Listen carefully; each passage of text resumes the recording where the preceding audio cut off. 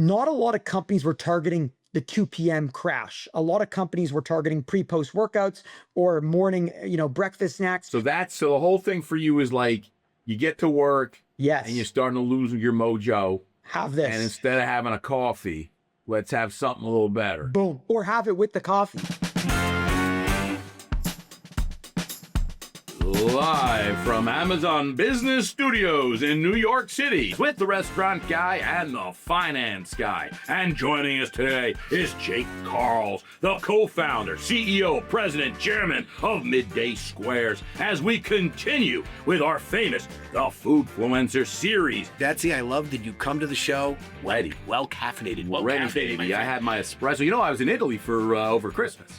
Well, why don't we spend time talking about that? Yeah, well, I was in Italy, and I got to tell you, every morning it was espresso, right? It's good for you. Due espresso. Per favore. Today we're continuing our Foodfluencer mini-series, the CPG edition, where we're spotlighting the brands that are influencing what we eat, not just how we discover it. We got a lot to talk about with our guests today. To talk about, Jimmy. But Jimmy, before we get into it, I'd like to talk to you about something. Please. Does everyone know, does Jake know that he should be using Amazon Business? Because he knows Amazon, right? But he doesn't know Amazon Business. He may or may not know. We don't know. Does he know that Mid-Day Squares could be buying all the stuff they need to operate their entire business for Amazon Business? Does he know that? I think it's important that all business leaders should know how much Amazon Business can do for their business. So you know what they do? They streamline your purchasing. Yeah. They have all sorts of innovative tech, unmatched selection. Jimmy, there's nothing you can't get on Amazon. Nothing. So what I wanted to tell Jake and everyone else listening out there, if you need something, and then we're not talking about buying, stuff for the house. We're talking non-perishables. Yeah, but we're talking about for your business. Talk about for your business. We're talking about, toilet paper, cleaning supplies, pads, pens, bleach. What else you need? What else you need to run a business? Other than cleaning supplies and pens and pads? I think you need a lot more than that. You do? Probably need tables and chairs and tablecloths and flatware, silverware, glassware. I'm going to put on a limb. I don't know if that. Amazon Business has it all. They have all that. Go to business.amazon.com, Jimmy. Yes. I go there. And I got to tell I'm using Amazon Business for my personal. You know why? Write-off. I don't know. Exactly. It's a write-off, Jimmy. Okay. It's a full write-off, Jimmy. Yes. And the IRS, you can reach Chatsy at 917. Yes. Yeah. Well, anyway, I just wanted to tell everyone that I'm loving Amazon Business and everything they're doing to help us reduce our costs and increase our efficiency. Because to me, if I wasn't buying all this stuff, who would be buying it? Not you. Not me. Right. So that's why I'm doing it. It's a good thing you're doing it. All right. Kick us off. Thank you. Listen, today we have someone who literally turned a potential lawsuit with this little unknown company called Hershey's, damn it, into a viral promotion with 500,000 views. We have Jake Karls, the co-founder of Mid-Day Squares, the functional chocolate brand that is literally disrupting the $8 billion industry through radical transparency, behind-the-scenes storytelling, and building one of the most engaging franchises in CPG that I've ever heard of. They sold over 55 million bars. They hit 35 million in annual sales. And Jake just made the Forbes 30 under 30. She shats you when you talked about that facial kind of facelift and stuff. You're way late. Jake, 30 under 30, he's making things happen. This is what happens when you make friends first and sell chocolate later. We know what we should do? Let's bring Jake in.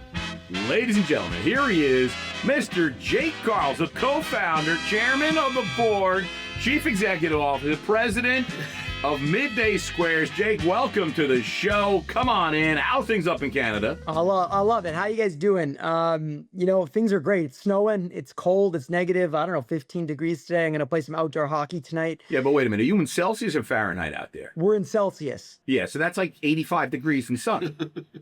Right, I think. Isn't it, Jimmy? You might be a little off. Isn't negative 15 like 75? Off. I was never good with that. Yes. A little off. But yeah, fired up. I don't know. I like cold. I play outdoor hockey, so I need the cold for the ice. So I feel like in Canada, isn't the law that doesn't everyone have to play hockey up until like they're 16 or 18 or no, but we have great hockey players out here. We have a great team and great development too. I played hockey my whole life. I was a goalie, transitioned to forward now because I don't want to hurt my knees anymore, to be honest with you. And no, I love it here. We're based here and we're building. Well, let's get into it a little bit, okay? Because we know you got the great accent. You got that great accent. So you're from Montreal, right? Yep. Now, what do you mean you were the class clown? What does that mean? Yeah, I didn't do well in school. I was in high school, and I was the one that caused trouble with the teacher. I pranked everybody. I had so much fun. I struggled academically, and in order for me to be myself, I just behaved like a clown, and I had so much fun. And then, when it came to graduating, I almost didn't graduate high school because my grades were bad. But I ended up pulling it through, and I ended up going to university, and I went to study to You be went an to actuary. Western, Yeah, Western University in London. and you studied economics. Economics, and I tried to be an actuary. So I studied actuarial science first, and it was actually so hard, but I chose it because I wanted to prove to people I was smart. That was the goal. It was like, I'm no longer the class clown. You're I'm smart. Wait, Jimmy, where's your line? sometimes. Hey, come on, Jimmy. It's like the Sometimes. Godfather. I figured I was gonna let you do I'm it. smart. I was gonna let I'm you. smart. I was gonna let you do. Send Mikey this. Send Mikey do this. Send Mikey do that. I'm smart. I mean, Jesus Christ. But also, I mean, you wanted to be an investment banker. Yep, I tried. Jimmy is an investment banker. Jimmy's a banker. I'm a banker. Jimmy's always wanted to be a banker, and he is a banker. Now I always want to be a restaurant guy. Actually, today, after reading about Jake and his company, I want to be a CPG. I want to be in the Mid-Day Squares business. That's what I want to be. So, but let's get into it. So you went in, you graduated college, you got this whole banking thing, but you really you never went into banking. You never became the actuary. You're an entrepreneur, right? Yep. So you started with outdoor fitness and boot camps, right? Talk about that. Like, how is an actuary, investment banker, now you're doing boot camps, you co-founded Chase and Hunter clothing brand. How'd that go? Tell us how that went. Well, when it came to looking for jobs in the third year of university in the summertime, I couldn't get a job. So I was sitting on my parents' couch and I was watching TV, and I was sulking that, I studied so hard and I couldn't even get a job in what I was studying. And I said to my parents, I said, I don't know what I'm going to do. And they said, you're going to get a job. And I didn't want to do the jobs that were available for me at the time. So when I was flipping through the channels, I saw Shark Tank, and I saw this guy, I don't know, entrepreneur out there. He was so excited. He was energized. He had so much on his, so much to lose. He had the mortgage on his house. He had kids to put, he had to put food on the table. And I was 21 at the time, and I was sulking, but I had no responsibility. I had love, family, luckily, thank God. And I looked at this guy, and I was like, I want to be this guy. He had so much energy and momentum. And I was like, who is this guy? I can't even remember. I honestly can't even remember. It was almost 11 years ago, let's call it. But he was inspiring, right? And in that moment, I felt this energy that said to myself, I'm going to be an entrepreneur. And at the time, I was jacked. I worked out a lot. And that's all I did, basically, other than school studying. It was like Jimmy also, all of Jimmy does is work out. Jimmy, take yeah, over he's your shirt. jacked. He's jacked. Show us how jacked you are. I'm smart, a lot of aggression, along with a lot of pizzas. Yeah, but the margaritas with the good cheese. Yes. Yeah. But anyways, we started a fitness boot camp outside, and then, I used social media at the time to get clients, and it was for free first, and then charging $5 a head, $10 a head, $20 a head. I had 200 paying clients. I built a great business on my parents' driveway and on the street. I had outdoor equipment. It was crazy. It was actually insane. And I had so much fun. I was working from like 5 in the morning till 9 p.m. And I was filming myself. I was dancing. I had music. And all I did was capture people's having fun. That's all it was. I had no skill in terms of training. All I did was use storytelling to bring people together and want to be part of what we're doing. And then did that for 3 years. And I shut that business because I lost passion. It felt like a chore. And I did another business, which was basically throwing parties on college campuses. Well, that's always a good business. Yeah, and then try to sell clothing, like Chase and Hunter clothing, to the students. And I would tell their stories. I would use storytelling again. And I ended up building a great brand community out here in Canada. And then the problem happened is I was a horrible CEO. I was a horrible operator. So the business it closed. And I was 25 years old at the time. And I basically felt like I was a loser because I was like, I have no job. I have no business. Don't talk that way. Not on this show. What, are we giving out participation trophies? Yes, you're a winner, goddammit. We're winners. We're winners. I love that. I love the positivity. And Yes. So I was 25. I felt like a winner. and I was looking to figure my next move in life. There's a fork in the road. Where do I go work? What do I do? Do I start another business? I had low confidence because I just shut a business. And people around me were just like, maybe it's time to get a job type of thing. And I'll never forget, my sister and brother-in-law approached me and they're like, yo. It was Leslie and Nick. Leslie and Nick. I love them dearly. And they approached me. They're like, yo, We want you to join us on this crazy journey that we're about to go on to build a, better for you chocolate bar company at the time. And we're making this snack for about 1.5 2 years now. It's ready to go. It's ready to rock. And we need you to come blow it up. You are one of the best storytellers, noisemakers. We'll be good operators. So Leslie and Nick, back in 2018, yep, are making the and it's Midday Squares. Yeah, at home. It was a version of making in the kitchen. Yeah, it was a version of what we do today. And my sister was literally just making it for my brother-in-law to take for his afternoon because he loved chocolate and dark chocolate. And she made him something that was just clean that he could take and that he thoroughly enjoyed it. So where was he taking it? He was working in software at the time. So what, they had no snacks at the software place? They had to make chocolate? He wanted better snacks. He wanted better. I'll tell you, the machine at the office isn't good enough for you. He wanted something better. And what's wild is she came from fashion, he came from software, and I came from who knows what, fitness, outdoor boot camps, the whole 9 yards. And then, they asked me, do you want to join? And I said, you know what? I think I got one more go at entrepreneurship. So I joined forces with them. The three of us came together. We launched this product August 4th of 2018. And the idea was... But when they were making it, when Leslie and Nick were making it, they didn't have a name. It was just like Leslie's special treat for Nick. It was originally that, and then they figured out it should be called Midday Squares because it was a midday snack, and it was square formatted. That's all it was. It was literally just your midday 2 p.m. snack after lunch that carries you through your afternoon, and squares are very different than the rectangular bars, right? So it already sets yourself out. So yeah, I see you making love to it. Smelling it. It smells good. It's chocolate. But anyway, so we made it in a condo kitchen. I'll never forget this. Their condo was, we had a table. We turned their den into a shipping room, and we would make bars from 5 a.m. every single day till 5 p.m. by hand. Everything was done by hand. We literally had tendonitis in our elbows and shoulders because we'd mix the dough. It was very hard. And then from 5 p.m. to 10 p.m., we'd actually deliver products to the customer, hand deliver them to meet them because we couldn't afford shipping. And we just did that, rinse and repeat. And as we were doing it, we were documenting the entire journey, showing everything, like the drama, the hype, the momentum. And yes, and that is the midday love. And long story short, it's been now 7 years or so, and we're still going hard, and we're still family. We made a lot more new products now, and we want to be the one day the most trusted afternoon snack in the better for you space in the world. All right, let's jump into it. This is amazing. We're going to get to Leslie and Nick in a second. Forbes 30 under 30. 2023 though. I don't care. No, we don't get, still. I mean, Jimmy, you ever been on the Forbes 30 under 30? No. Exactly. Neither have I. He might have been qualifying. Maybe he's now 30. Maybe he's over 30. 32. There you go. The EY Ernst & Young Entrepreneur of the Year finalist.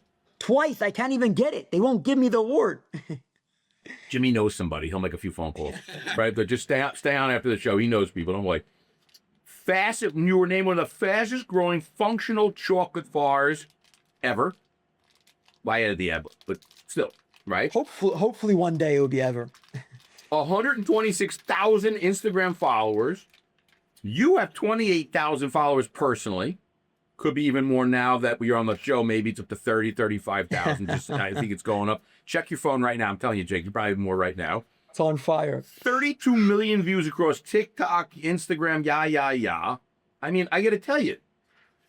So you are really crushing it right now, right? It's ups and downs, but we're having fun, I think. Are you on an up mode right now? Because we're about to go on an up. I think this year's going to be an up. I think we're going to get some serious momentum. I think that we're launching new products. We're coming in hot. We're swinging. We're going, all gas, no brakes right now. I want to jump in. Chatsy was highlighting some of the social media stats and followers you have across various platforms. And I think you mentioned while, your sister and brother-in-law, let's say, were the creators of the product, and you were approached to engage, you kind of felt the space was very crowded. But you realize that social media could be you and your company's secret weapon and a way to cut through all the noise. And how can you compete against the biggest players who have the ridiculous budgets? And you're like, you know what? We've been telling stories. You did it for your previous businesses, and you could do that again. Fast forward today, and you built an absolute content machine. Shatsy gave the numbers 32 million views in a single year. Walk us through how you turned that initial instinct about social media being your secret weapon into a massive content operation. So 100%, Jimmy. What was interesting is when we started, my sister and brother-in-law, when they approached me, they said, "You need to blow it up." I said to them, "I don't care how good the product is. If no one knows what it is, or no, you don't get attention of anybody, you're fucked. You're screwed, right? Because the world today, we live in an attention economy where people are scrolling through their phones, they're going through their computer, they're on the internet, they're looking for dopamine more and more and more, just the next thing, right?" So I said to my partners, I showed them a deck. I literally showed them a slide deck, and there was two pages, I believe, or it was one page, I can't remember, but it was the Backstreet Boys and the Spice Girls on it. And I said to them, we are going to act like a boy or a girl band, but instead of selling records, we're going to sell chocolate. And they looked at me and they said, "What does that mean?" And I said, "We are going to document and share our story. That way people become fans of us as humans, of what we're doing, and that will want them to support us and want to go to the store and be like, I know those people, I love those people, I want to support them and buy their product, or I hate them, can't stand them, I'm going to mess up their product." And what ended up happening was we just took the knowledge from Hollywood and artists and just applied it to the consumer world and just started documenting everything. And we showed drama, we showed therapy sessions, we showed the breakdowns, we showed milestones. And what that did was it made consumers feel close to us. That way we stood out from the 40,000 other products on the shelf. We didn't have to spend unlimited money on, end caps or merchandising or all this stuff. We were able to get people to feel magnetic pull to our one product out of the 40,000 that was there, and it shined bright to them. So the idea was just use storytelling as the forefront of the business and create great product that can get the repurchase, because if you don't have great product, you're useless. Right. So you had the social media going. That got you the attention, right? Yep.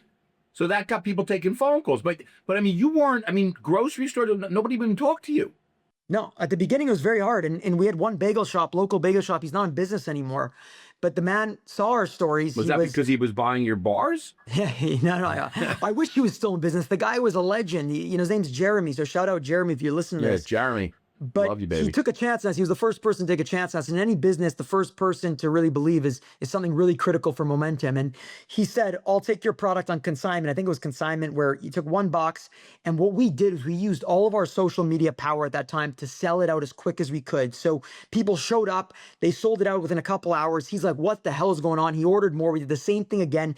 People started talking in Montreal. They're like, "Oh my God, this brand's hot." Next thing you know, we're in another local spot. The momentum's building. We're telling the story, case study after case study. And what happens is people love being part of a journey. They love watching hustle. They love watching people, achieve things against odds. And what we did is we just utilized that. And it ended up working. And one of our first hires wasn't a food scientist or a food chemist.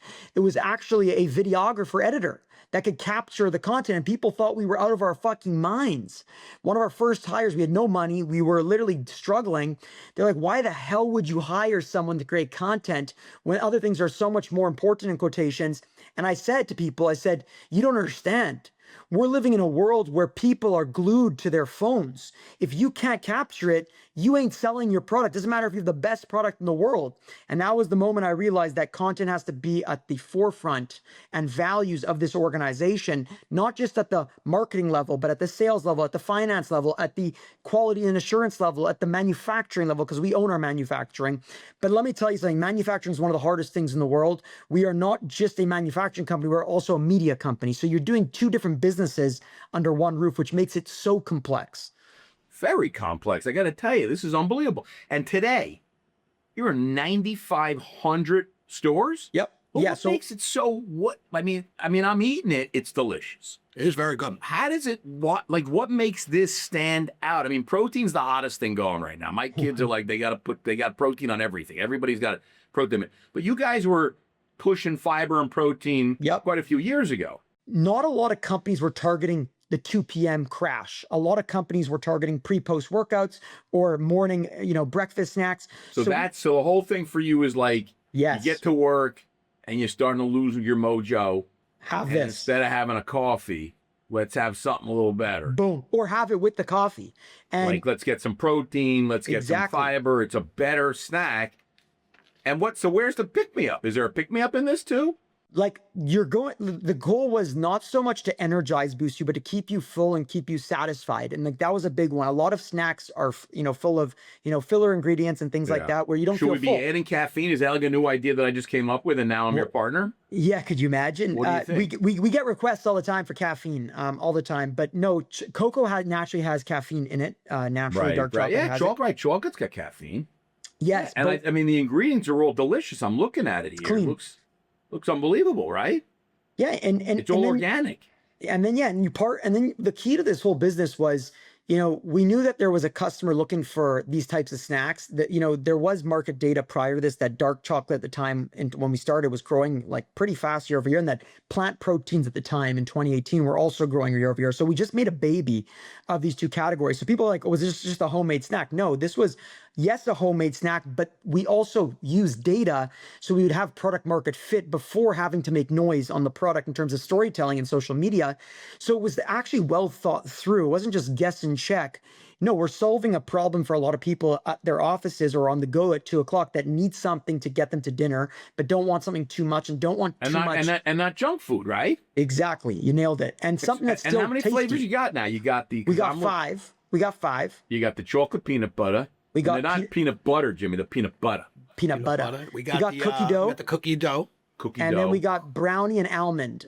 All right, I want to talk about Hershey and what could have been a maybe a lesson story has now proven to be a great relationship that you guys have with clearly one of the great chocolate companies in the world, and it's led to a lot of social media joy. It's created a fun song that I got to tell you we've been jamming to all day and Jazzy's been waiting to play it. But talk about the creation of the song. I think that's fun.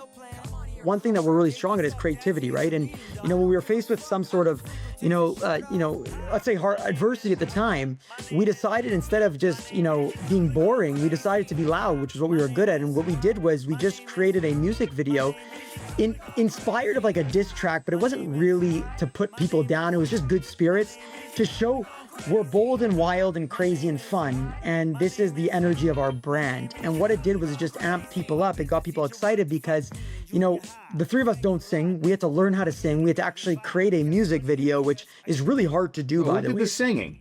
Yeah, well, we did do the singing, but it was Leslie and Nick. We had to learn how to sing. And it was just a really cool moment in time. It was a moment where, you're faced with adversity and you usually have two options. You could either do nothing or have fun or something else. And we chose to have fun. And the fun is what the world wants, to be honest with you. People love joy, they love fun, and they love energy. And what we did was just made noise, and it worked really well. And everyone loved it, by the way. Everyone respected it. And it was an ode to when they used to do diss tracks in the 90s and the 80s. So it's just like, it was fun, When I listened to it, I heard great fun. And I can't believe you guys, first of all, I can't believe you guys are the singers in it. That's awesome. I feel it made me smile as I thought, what a fun way to respond. And as I said, I think there's joy in what you guys created. And now that lives on. And clearly your fans, your customers really enjoyed what you did because it seemed to be feeding into your growth.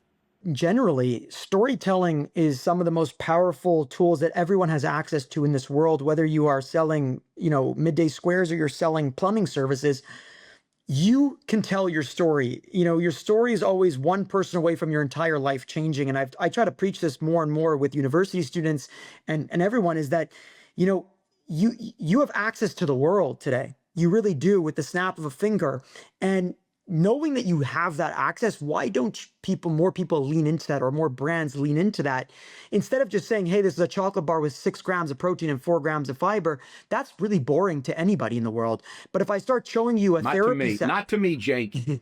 If I start showing you a B-roll of a therapy session of my partners and I talking through a really crazy concept that we're doing, a big decision we're about to make, and you see the behind the scenes and then the decision being made, and you see that whole process, you start to be your antennas go on. Your brain starts to release chemicals of oxytocin, where you're like you have trust and empathy and relatability for us, which makes you now not just a transactional customer, but a fan that's willing to go help us buy our products and tell people about it. So I would advise to anyone listening to this show, tell your story loud and proud, because only you have control of your narrative. In terms of, it's only you, right? So otherwise somebody else is going to make a story about you. So for us at Midday Squares, what we love to do and empower ourselves is we document and we share. And, we share the good and the bad, but at the end of the day, that is what sets us apart from a lot of brands out there, because a lot of them are still scared to share their stories.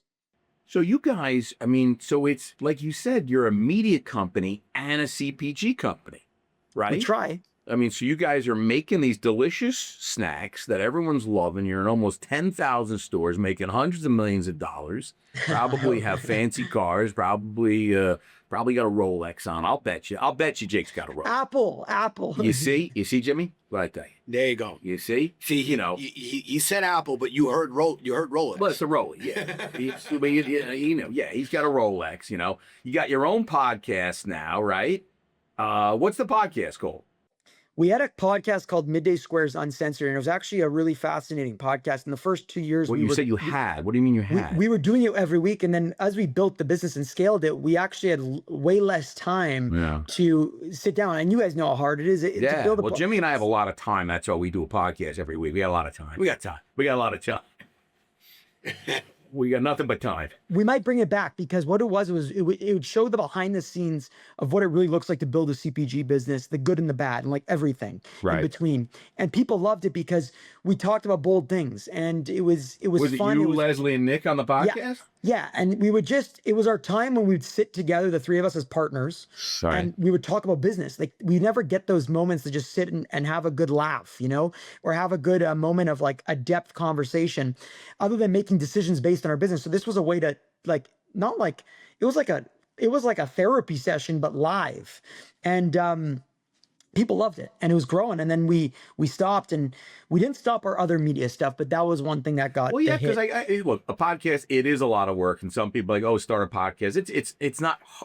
It's easy today. The barrier of entry of starting a podcast is not very difficult, but to actually continue doing it and put the time and energy, it takes a lot. But you guys are really big on social media, and you found a real niche. You found something that resonates, and like today, like social media and food influencing is so big. I mean, people like literally get where they're going to eat based on like food influencers telling them where they should go and try and things like that. And I think it's a lot with CPG also. Like, a lot of people get their new ideas of what's a new snack food, or what's a new chocolate, or what's a new this or a new that, and they get it from influencers. You got all these followers, and you're saying, hey, everybody, check out Midday Squares. They believe you because look how good looking you are. You're like, eat these Midday Squares and you're gonna look like Jake the Snake, and you're gonna be good, right? I have a mullet. And he's a mullet. You don't see that a lot, Jimmy. You don't see the mullet anymore. But it's like, so how are you leveraging others in this space, other influencers? Are you partnering with other folks, and doing collabs? 100%. So we work with a ton of creators across North America that are, amazing and drive a ton of awareness, and also direct sales for us, like literally revenue.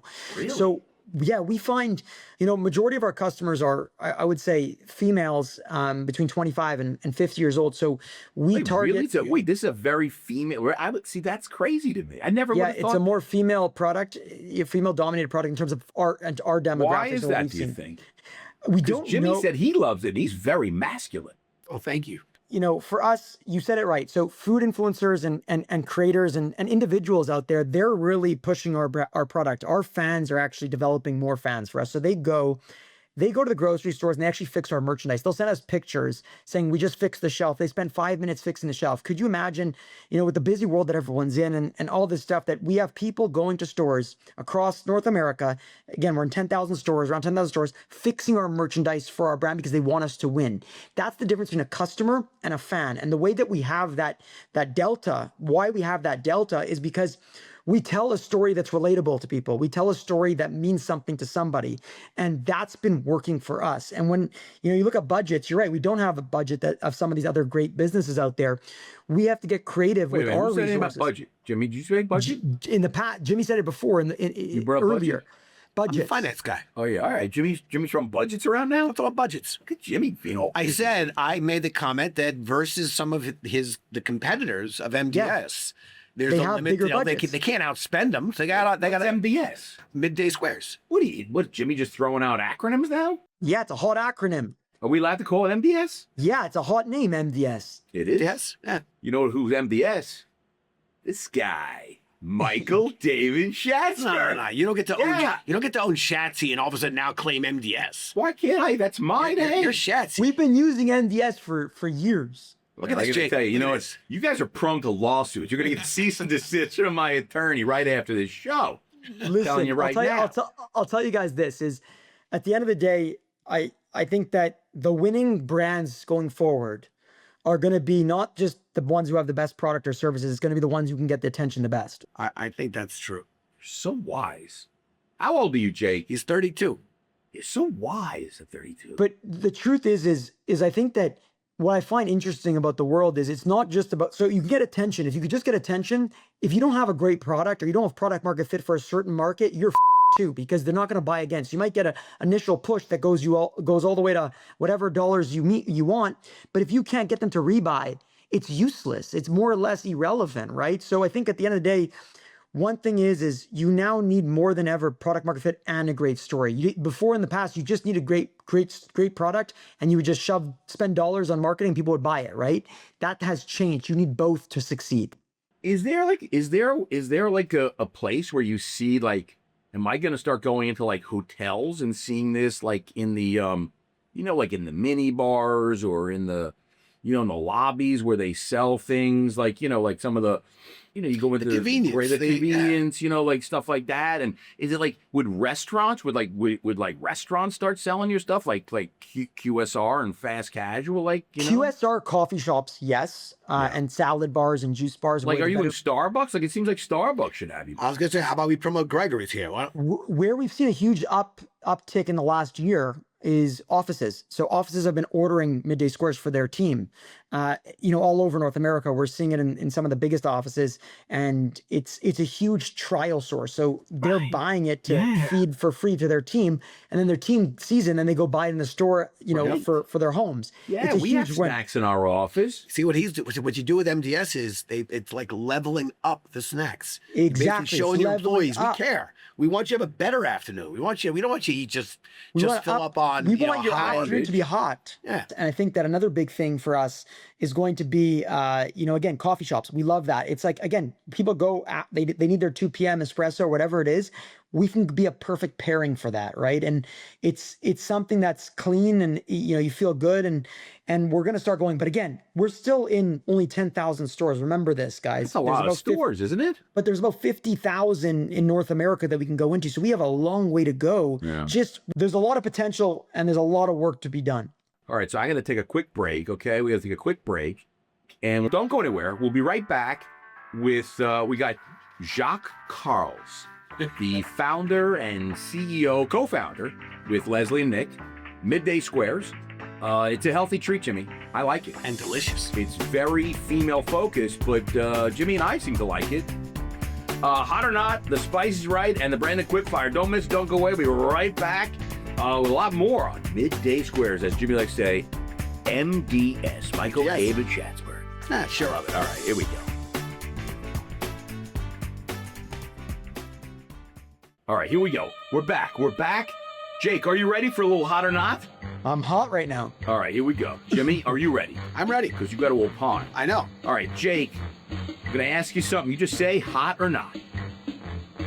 Everything bagel seasoning on everything. Is everything bagel seasoning? Not. Pickle flavored products. Pickle flavored everything. Hot. TikTok or Instagram? What's hotter? Instagram. Truffle everything. Hot. Is it retail or direct to consumer? What's hot right now? Retail. Is nostalgic childhood flavors making comebacks? Is that hot or not? Yes, hot. Very hot. Jimmy, very he hot. made funny faces. Jake made some weird faces. He lit up on that one. Let's expand on that one. Yeah. What do you mean by that? Last in, first out. Let's talk soon. more about the nostalgic, the childhood flavors making a big comeback. Making a run. Yeah. Something's coming in early 26 that's nostalgic. Oh, is that like, what are you doing? Like Fruit Loops? I was going to go Captain Crunch. Captain Crunch? I mean, what do you hide? Cocoa berries. No, it's still a Midday Square, but it's nostalgic. Like a Midday Square taste. Like you expand on that. S'mores. I'll tell you this. There's no chocolate in our new innovation. There's no cocoa. It's more sweet. It's something that we all had as kids, or a lot of us have had as kids growing up, and I don't know, it's hot right now. It's so hot. All right. What do you think? So you're not going to tell us what it is? I can't. It's not out yet. Either way, I want to agree with you. I think there is something, I'm seeing it as well in terms of nostalgia. And I think we all need some joy. I think where you should take joy where you can find it. And I think if you can come up with flavor profiles that make people think of a simpler time, that to me is good fun. I like it. It's so different for us, and it's going to be a big test to Midday Squares if we could expand outside of outside of a flavor profile into something else, which will allow our business to become the midday snacking business, not just the chocolate business. So Midday Squares, you want to own the midday snack. Yes, you nailed it. That's it. Dominate. How you do? You know what this is? Yes. All right, let's just go with a little. Here we go. Price is Right, Chocolate Showdown Edition. Jake versus Jimmy. Okay, you're gonna get the total price closest without going over. Price is Right rules are in effect. Can't go over. All right, and we're gonna bring it's a chocolate edition, Max Brenner chocolate. The Max Brenner chocolate pizza serves 2 to 3 people. It's a warm chocolate fudge pizza crust. There's marshmallows, roasted hazelnuts, crushed Oreos with chocolate chunks on top. Okay, drizzled with dark chocolate sauce and caramel. So it's this big chocolate pizza for 2 to 3 people. Okay. You get 2 scoops of vanilla ice cream. No, a side of 2 scoops of vanilla ice cream and a hot chocolate whipped cream. Okay, that is the chocolate pizza from Max Brenner. It's like a dessert course. Look at the face. Jake is disgusted out of his mind. Pizza, ice cream, and hot chocolate for 2 to 3 people. And he's supposed to guess the price of this? That's not a snack. That is a dessert course. Yeah. That's a lot. The healthy trainer, Jake, is like nauseous right now. Yeah. All right. So Jake, you take a guess. What was the price of something Well, like this? let me guess first. Oh, you guess first? Well, I'm trying to give Jake every chance to play here. I mean, I'm not sure that this is the right place. I'm seeing a dessert course, a dessert pizza with ice cream and hot cocoa for 3 people. 2 to 3. 2 to 3 people. I'm going $24.99. $24.99. Jake, what would you like to guess? I'm going to go $29.99.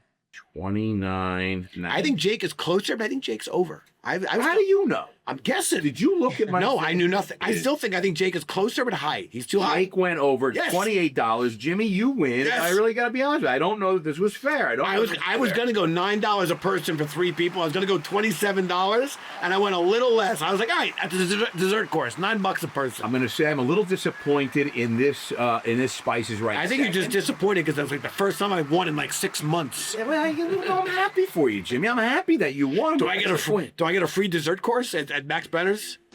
Jake, little quick fire here. What is your dream brand collaboration? Any brand.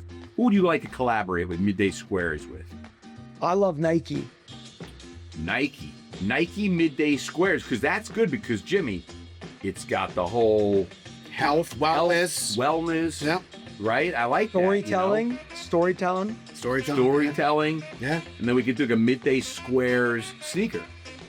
You know? I've seen that. By the way, I think Nike literally could do some amazing things with Jake's color, with MDS's colors. Yeah, I like these. Actually, I like this. I like the color schemes. Hey, look at this. This could be we can make a whole sneaker. Could be hot. That's hot. If you had to delete either Instagram or TikTok forever, who are you keeping? Which one are you keeping? TikTok or Instagram? He's keeping Instagram. Instagram. Yeah, you I'm love keeping Instagram. Jake, what's your Uber rating? 4.9, I think. But do you think or do you know? Because Jimmy's gotta a check. 486. 487. I rallied. I'm checking right now. Jimmy, I'm checking right now. Can you pull it up on your phone so we can verify and validate? Because I hope it goes down. 4.86. 4.86? 477. I've got higher than you. Yeah, well, that higher than me is very easy. I gotta be honest. I found out why. I guess 487. That's a very good rating. Shit, Jenny won. If I call an Uber and it says anything less than 3 minutes away, I cancel. That's why you have a 4.6. Let me ask you, when it comes to foodfluencers, is there somebody that you or some Instagram person that you love to follow? Is there somebody that you're loving? I've been watching, he's a friend now, Bobby Parrish, Flav City. He has a lot of good stuff on food and stuff, in my opinion. and he's done some good stuff with Midday Squares, so I'm a fan. There we go. Bobby Parrish. Bobby Parrish. Way to go, Bobby. 3.5 million followers? Yeah, he's cool. I teach you what to buy at a grocery store. Is that who I should be following? Yeah, you should follow him. He's a rock star. So he tells you what to buy at a grocery store? Yeah, he's got some good insights, honestly. Like I'm a fan of his. Grab a bag of protein and download my app. Wait, does he sell stuff? Yeah, he has his own brand now too, I think called Flav City. Very smart guy. Oh my God, yeah, look at this guy. At Aldi, Costco, about 3.5 million followers. He's got more followers than you, Jake. Yeah, he's a rock star. He's been at it for a long time. He's been going, he's consistent. All right, Jake, listen, I want to thank you so much for joining us on the podcast and sharing the MDS, the Midday Squares story. By the way, when you guys take over all midday snacks, guess what? You don't have to change your acronym. You'll still just be MDS. Midday MDS, snacks. baby. You'll still be MDS. Making chocolate bars from making chocolate bars in a condo kitchen to disrupting the $8 billion industry. This is good stuff you got going on. You've shown us that being a CPG founder today means a content creator, a storyteller, a community builder, and yes, you're a freaking influencer. I think Shatsy already said if you want to get in touch with Jake, you can you have the Midday Squares URL, www.middaysquares. Shatsy reminds me I don't need to say www. You could only say Midday Square. I think of Hollywood Squares. It's cool. Hollywood Squares is cool, but MDS is cooler. Sorry, Hollywood Squares, but you've been trumped. And if you want to reach out to Jake, you can. Shatsy already shared his Instagram account. You can also email the podcast team at brandonstrategic.com. We make the introduction. Jake's super excited to see it. ICR. Shatsy, close us out, please. All right, anyone listening, if you haven't tried Midday Squares, go out and find them. They're in 9,500 stores, including Costco, Target, Whole Foods. And if you haven't subscribed to our newsletter, the Hospitality Headline, I highly recommend it because we will have all sorts of special features on there. Cheers, everybody. Cheers, everyone. Cheers. Thank you. Appreciate y'all.